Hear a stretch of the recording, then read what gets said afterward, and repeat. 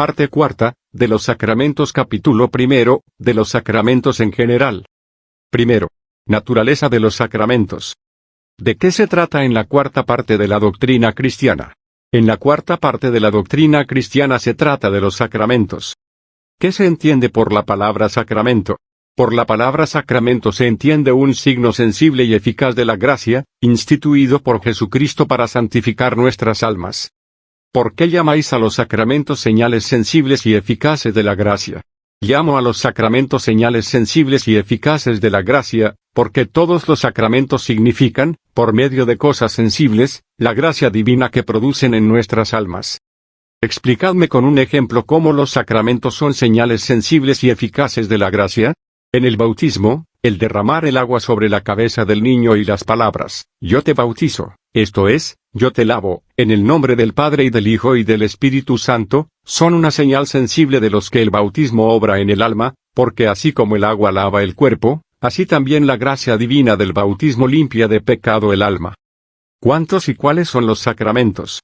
Los sacramentos son 7, bautismo, confirmación o santo crisma, Eucaristía, penitencia, extremaunción, orden sacerdotal y matrimonio. ¿Qué cosas se requieren para un sacramento? Para un sacramento se requieren la materia, la forma, el ministro y el sujeto. El ministro ha de tener intención de hacer lo que hace la Iglesia. ¿Qué es la materia del sacramento? La materia del sacramento es la cosa sensible que para él se emplea, como, por ejemplo, el agua natural en el bautismo, el óleo y el bálsamo en la confirmación. ¿Qué es la forma del sacramento? La forma del sacramento son las palabras que para hacerlo se profieren. ¿Quién es el ministro del sacramento? El ministro del sacramento es la persona que hace o confiere el sacramento. Bis. ¿Quién es el sujeto en el sacramento?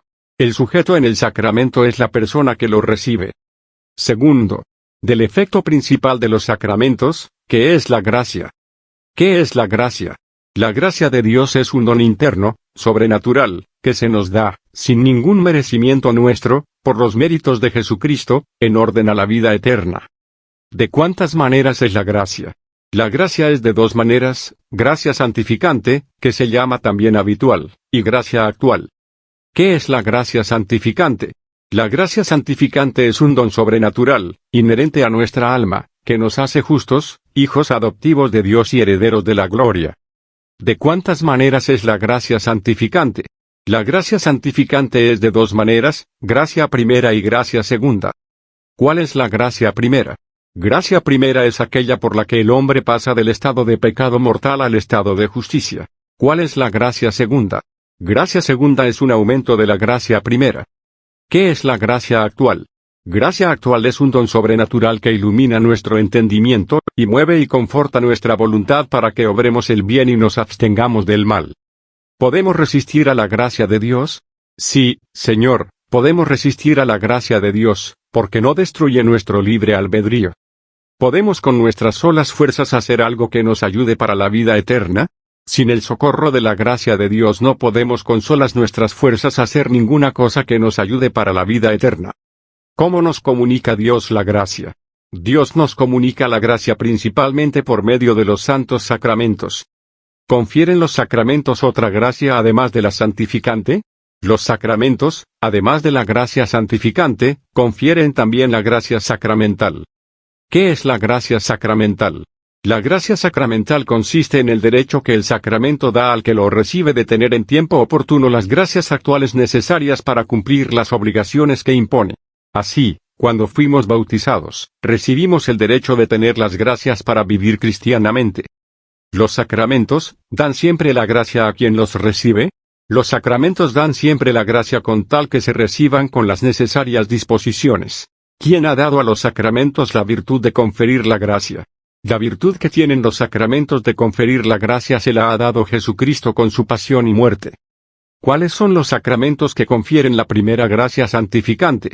Los sacramentos que confieren la primera gracia santificante, que nos hace amigos de Dios, son el bautismo y la penitencia. ¿Cómo se llaman por esta razón estos 2 sacramentos?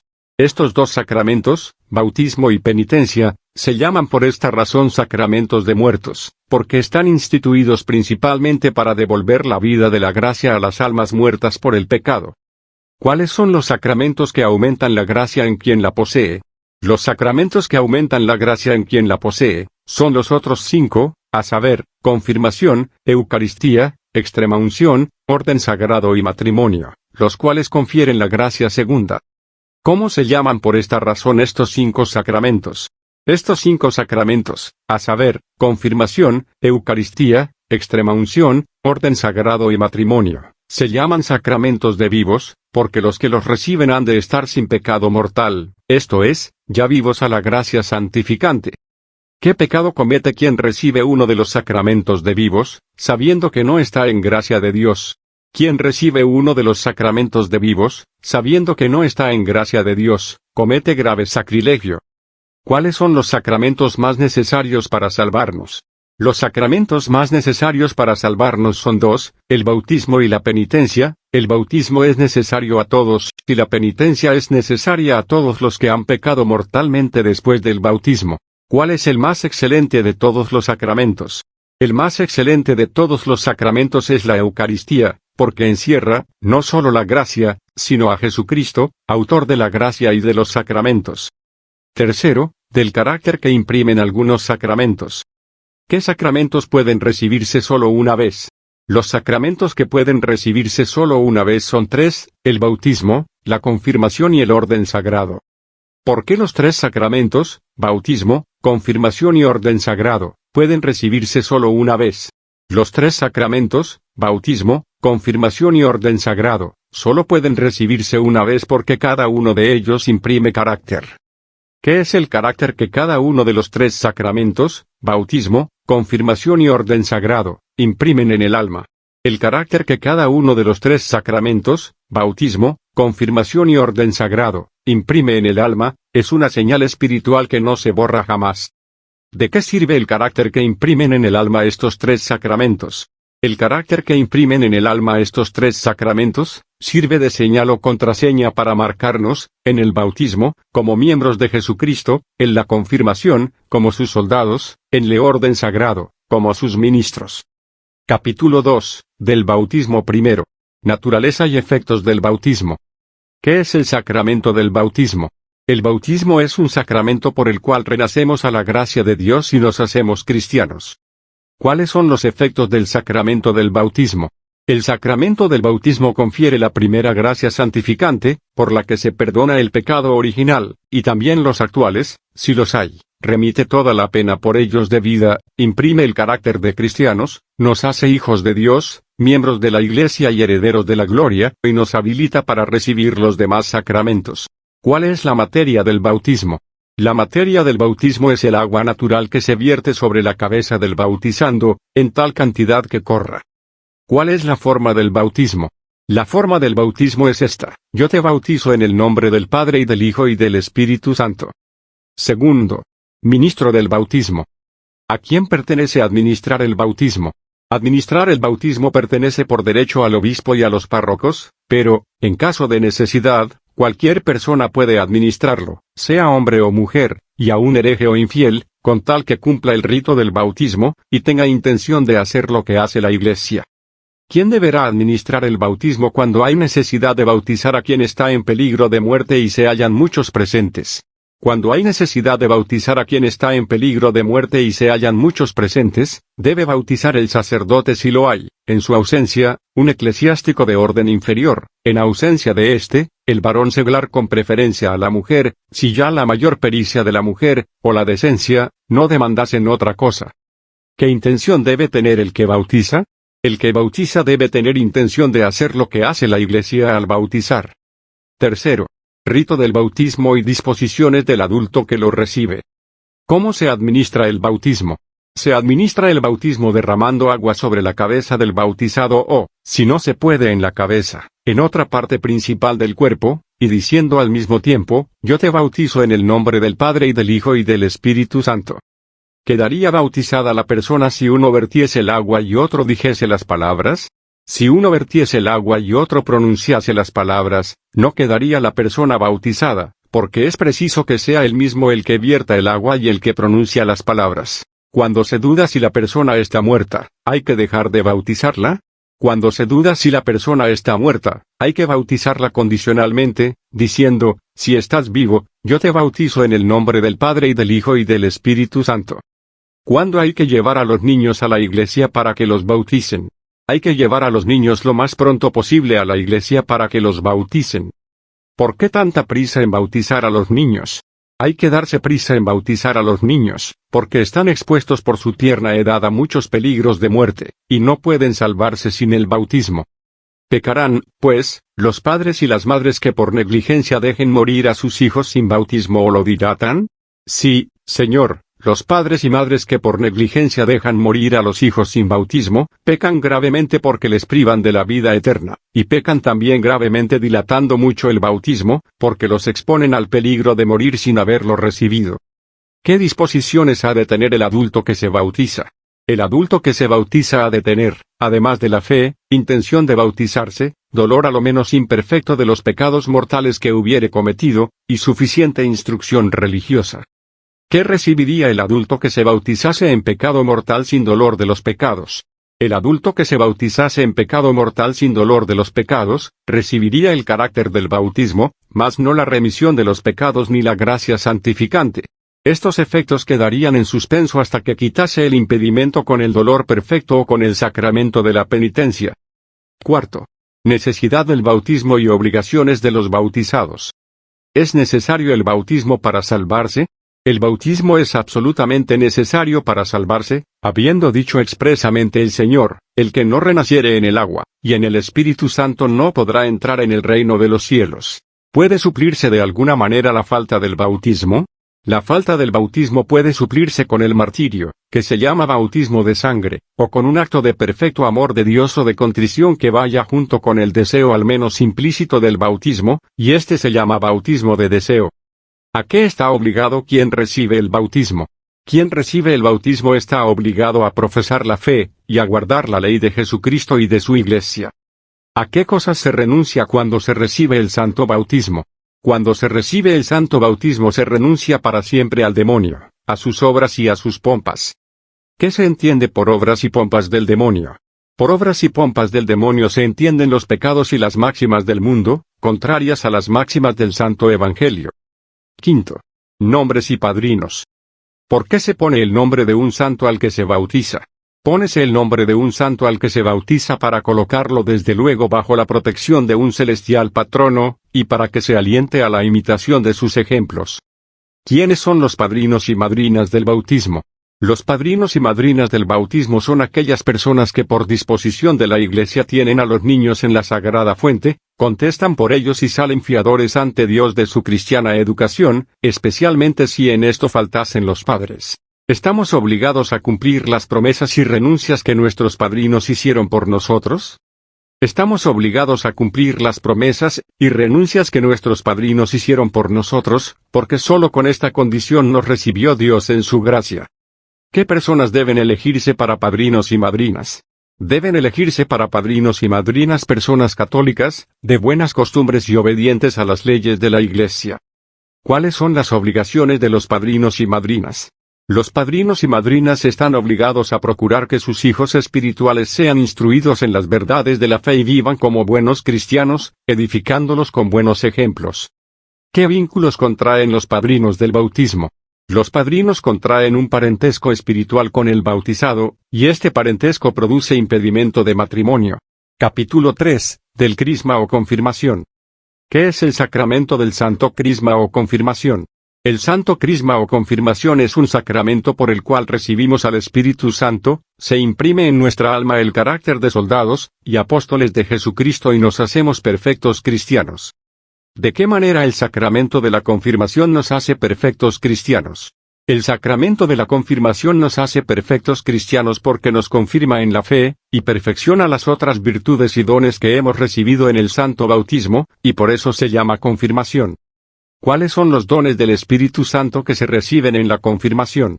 Los dones del Espíritu Santo que se reciben en la confirmación son 7, sabiduría, entendimiento, consejo, fortaleza, ciencia, piedad y temor de Dios. ¿Cuál es la materia de este sacramento? La materia de este sacramento, además de la imposición de las manos del obispo, es la unción hecha en la frente del bautizado con el sagrado crisma, y por esto se llama también crisma, que quiere decir unción. ¿Qué es el sagrado crisma? El sagrado crisma es aceite mezclado con bálsamo, y consagrado por el obispo el Jueves Santo. ¿Qué significa el óleo y el bálsamo en este sacramento? En este sacramento, el óleo, que se derrama y conforta, significa la gracia abundante que se derrama en el alma del cristiano para confirmarlo en la fe, y el bálsamo, que es oloroso y libra de corrupción, significa que el cristiano, fortalecido con esta gracia, es apto para dar buen olor de cristianas virtudes, y preservarse de la corrupción de los vicios. ¿Cuál es la forma del sacramento de la confirmación? La forma del sacramento de la confirmación es esta: yo te signo con la señal de la cruz, y te confirmo con el crisma de la salud, en el nombre del Padre y del Hijo y del Espíritu Santo. ¿Cuál es el ministro del sacramento de la confirmación? El ministro ordinario del sacramento de la confirmación es el obispo, pero en algunos casos puede serlo un simple sacerdote. ¿Con qué rito administra el obispo la confirmación?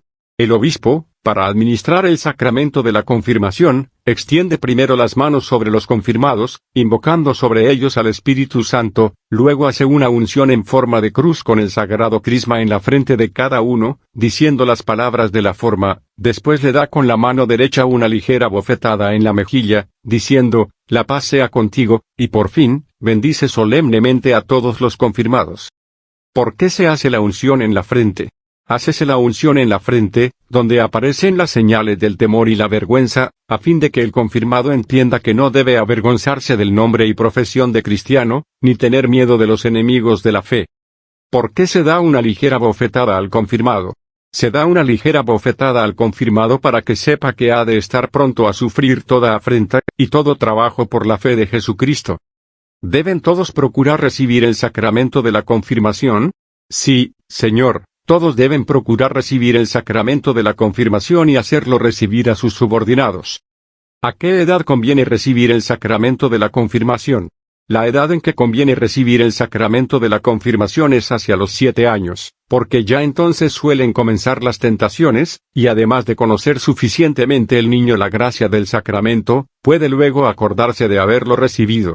Es decir, se ha de administrar a los fieles en torno a la edad de discreción, a no ser que la conferencia episcopal determine otra edad, o exista peligro de muerte o, a juicio del ministro, una causa grave aconseje otra cosa. ¿A qué edad se acostumbra a administrar la confirmación en España?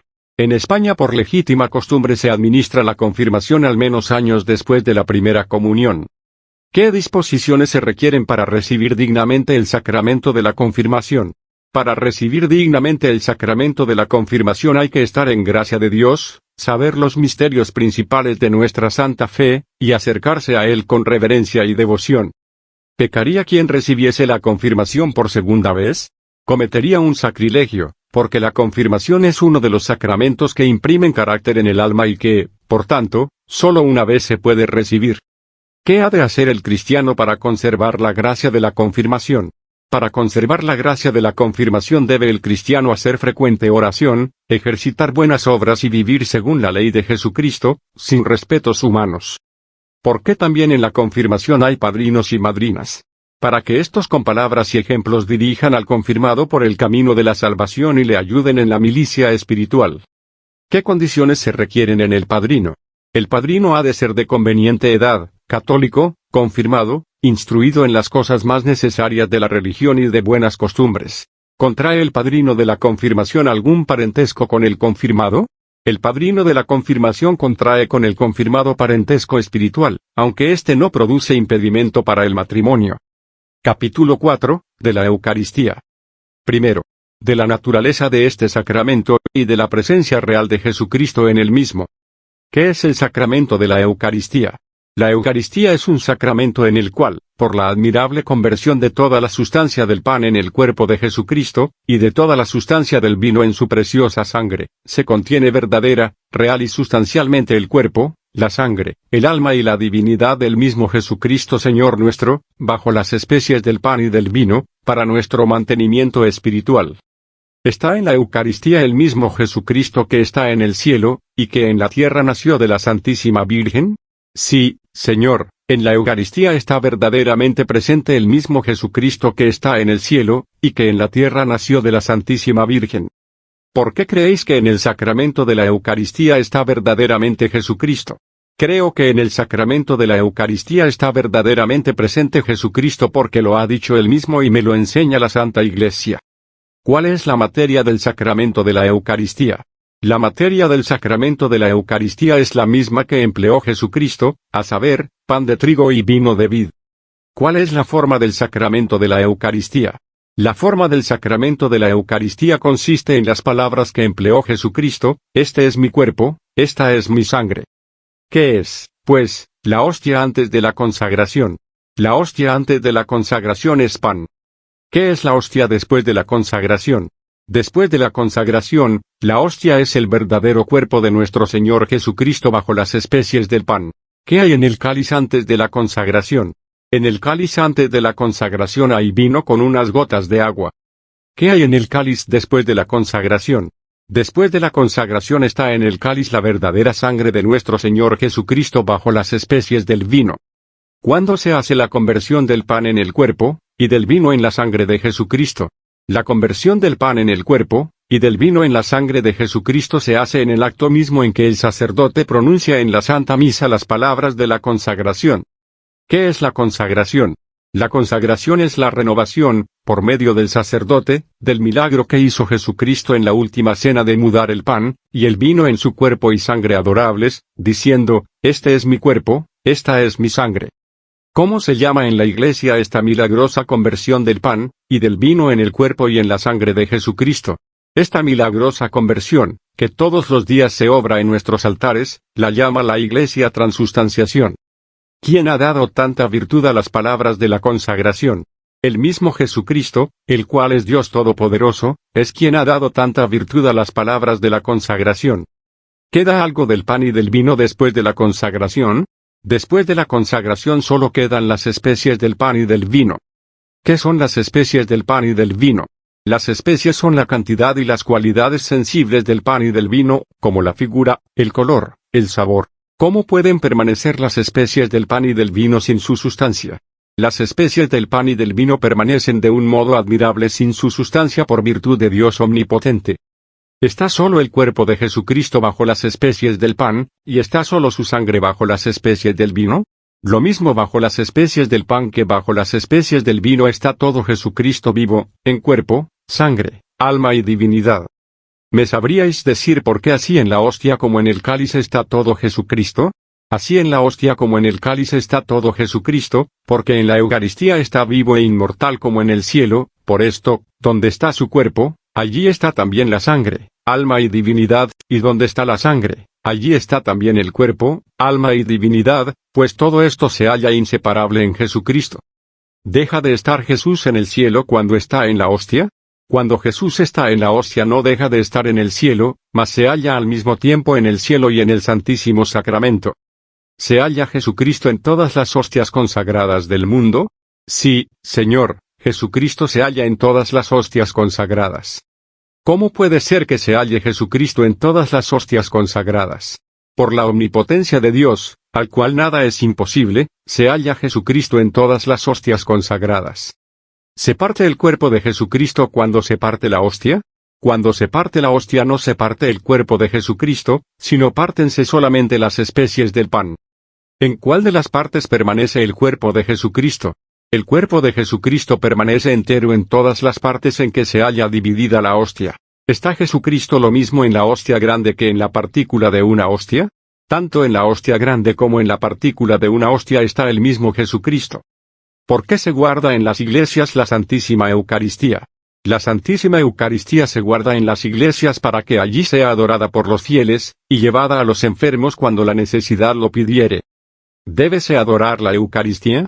La Eucaristía debe ser adorada de todos, porque contiene verdadera, real y sustancialmente al mismo Jesucristo Señor nuestro. Segundo, de la institución y de los efectos del sacramento de la Eucaristía. ¿En qué tiempo instituyó Jesucristo el sacramento de la Eucaristía? Jesucristo instituyó el sacramento de la Eucaristía en la última cena que hizo con sus discípulos la noche antes de su pasión. ¿Por qué instituyó Jesucristo la Santísima Eucaristía? Jesucristo instituyó la Santísima Eucaristía para tres fines principales. Primero, para que fuese sacrificio de la nueva ley. Segundo, para que fuese manjar de nuestra alma. Tercero, para que fuese un perpetuo memorial de su pasión y muerte y una prenda preciosa de su amor a nosotros y de la vida eterna. ¿Por qué Jesucristo instituyó este sacramento bajo las especies de pan y de vino?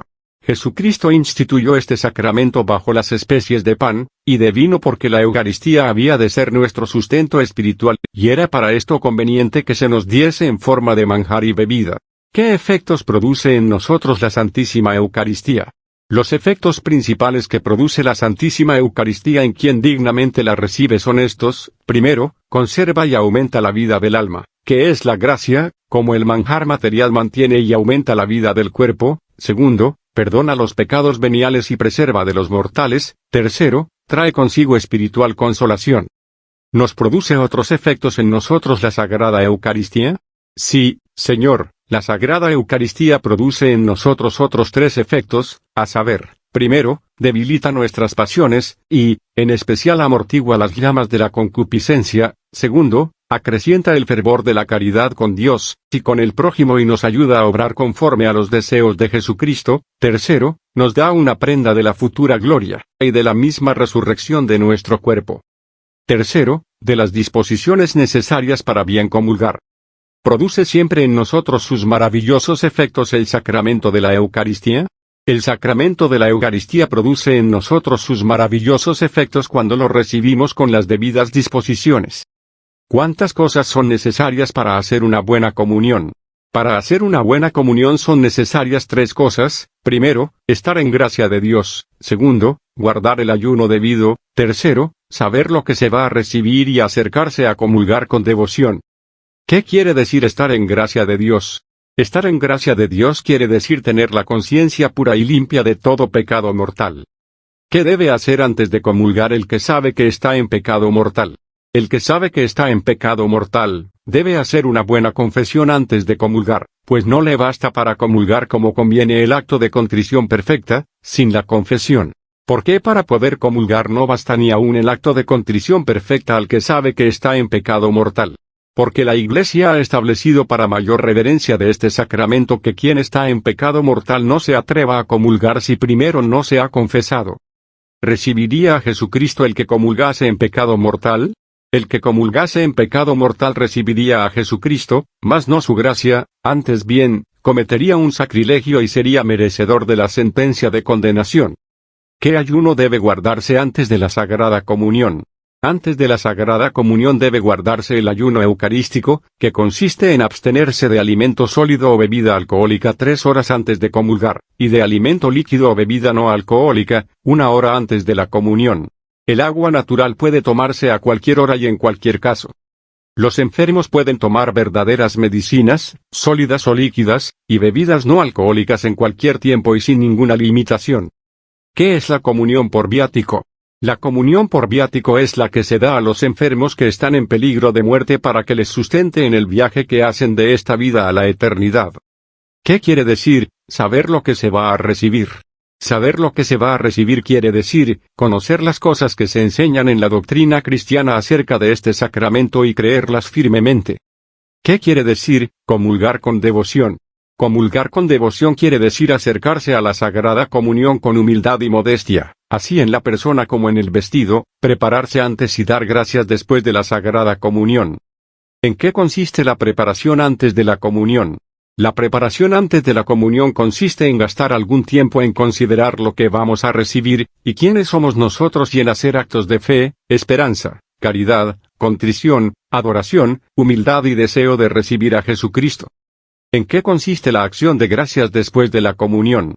La acción de gracias después de la comunión consiste en recogernos interiormente, y honrar al Señor dentro de nosotros mismos, renovando los actos de fe, esperanza, caridad, adoración, agradecimiento, ofrecimiento y petición, sobre todo de aquellas gracias que son más necesarias para nosotros o para las personas de nuestra mayor obligación. ¿Qué debe hacerse el día que se ha comulgado? El día que se ha comulgado debe estar uno recogido en cuanto le sea posible, ocuparse en obras de piedad y cumplir con mayor diligencia las obligaciones del propio estado. ¿Cuánto tiempo permanece en nosotros Jesucristo después de la Sagrada Comunión? Después de la Sagrada Comunión permanece en nosotros Jesucristo con su gracia mientras no pecamos mortalmente, y con su real presencia, hasta que se consumen las especies sacramentales.